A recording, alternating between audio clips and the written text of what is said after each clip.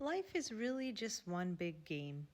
I was born in the late 80s and I grew up in the 90s, and at every birthday party, we used to play two games: hot potato and pass the parcel.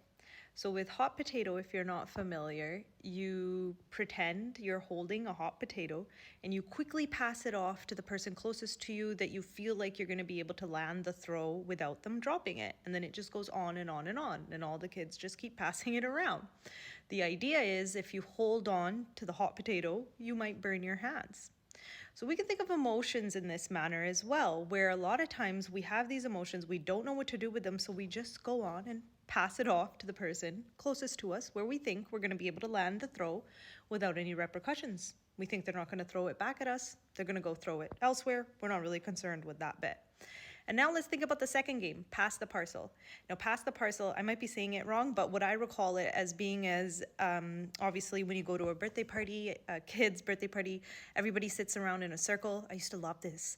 And then we pass around this parcel that has multiple layers of wrapping on it. And each kid, when it lands on them, they get to take off a layer of the wrapping.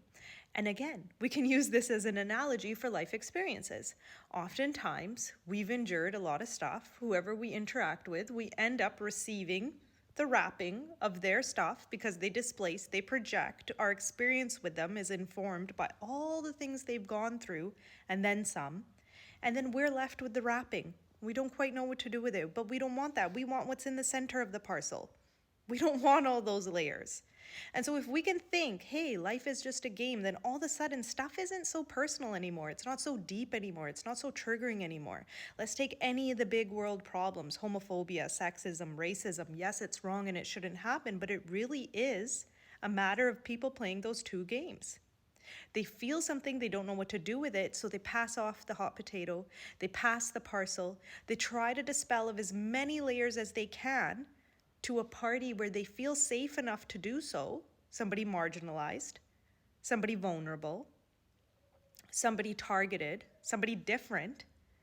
And that's where they think they are supposed to be directing their energy. But really, maybe if we just held on to that stuff and sorted it out with our own know-how and wherewithal, we'd be that much more well-equipped to navigate through life.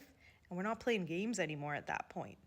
What are your thoughts and feelings? This was just something that popped into my head that I started thinking about. I'd love to hear your thoughts on it. As usual, thank you for watching. See you next time.